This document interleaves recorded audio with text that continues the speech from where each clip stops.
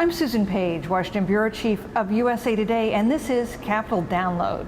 We're at the headquarters of the IRS with the Commissioner, John Koskinen. Thanks so much for being with us today. Happy to be here. It is April 14th. We know there are a lot of taxpayers worried about meeting the April 15th deadline to file their taxes. So on this eve of tax day, what worries you? Our biggest concern is not this filing season, which has gone very well. We already have 126 million returns in, 105 million have come electronically. My concern is next filing season. Already, because of the reduced number of agents you have, the chances of getting audited are pretty low for most Americans. Is that right? Well, they're lower than they have been. I wouldn't encourage anybody to depend upon us not auditing them. As I've told people, the roulette wheel is spinning, and while we'll do 100,000 fewer audits this year, we'll still do 1,400,000 audits. But you know, you've made the case to Congress that the increased enforcement is actually a net revenue gain because you catch people who are cheating on their taxes. Why the reluctance, do you think, to give the IRS more resources for enforcement? I think there are some people who must have thought, well, if we don't give them the money, they won't be able to make it work. They don't understand this agency. We do statutory mandates, and we will implement the Affordable Care Act and FATCA, as it's called. But I do think that we're sort of in the middle of a political bullseye, together with the Affordable Care Act, the issues surrounding the qualifications for 501c4 social welfare organizations has been a battle for and public media display for the last year, and the combination of those two, I think, has made getting more funding difficult. You inherited those investigations into the alleged targeting of Tea Party groups for tax-exempt status.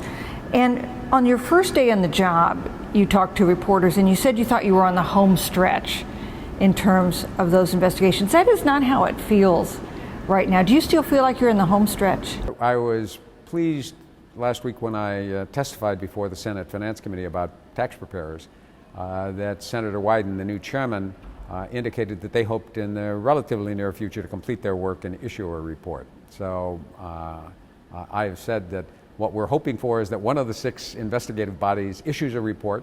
We'll take a look at the facts and any recommendations they have, decide if there's anything beyond what we've already done that we need to do, and then we need to move forward. You told the House Oversight Committee the other day that you may want this investigation to go on forever. Do you think there's a fishing expedition going on here? We worked very effectively with staffs trying to figure out what do you really need and what do you want to know, and we'll get you all of that. But there's a lot of irrelevant, vast volumes of materials that are going to be produced. You mentioned that the IRS has been working on a new rule when it comes to 501c4 groups, these groups that have been controversial. Some criticism of the rule from the right and also from the left that it's too tight, that it might prevent civic education projects from going forward. And I wonder, do you think that you will adjust the rule because of those concerns? What are you thinking? Well, we have, give or take a little, 150,000 comments from across the political spectrum, and we'll take them very seriously and review what they have to say. In all likelihood, we will repropose a redefined rule and ask for more public comments, so it's going to take us probably till the end of the year or beyond to get it done. The bottom line is people need to have confidence in the integrity of the IRS, that it's not a political organization, that we're not marching to anybody else's drummer, that our job is simply to make sure people pay the right amount of what they owe. And when you propose this new rule, will it take into account these concerns that you've heard about allowing legitimate kinds of civic education programs? Yes, I think we have to take all of that into consideration. And again, we're just beginning. 150,000 is a lot. One of the questions that has evoked a lot of comment is, once you define what political activity is, to what organization should it apply in the 501c context? And how much of it should be allowed. So I think all of that is going to be important. I do think, as I say, when we come out with whatever the next iteration is, people should view it as something that's fair to everybody.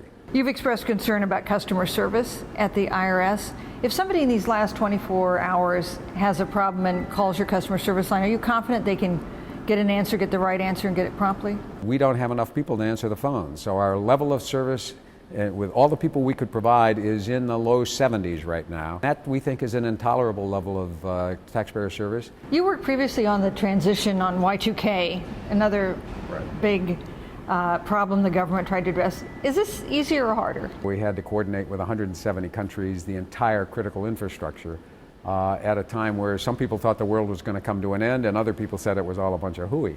This is a much more intense problem because we touch virtually every American and we provide over 90% of the money the government uses to run itself.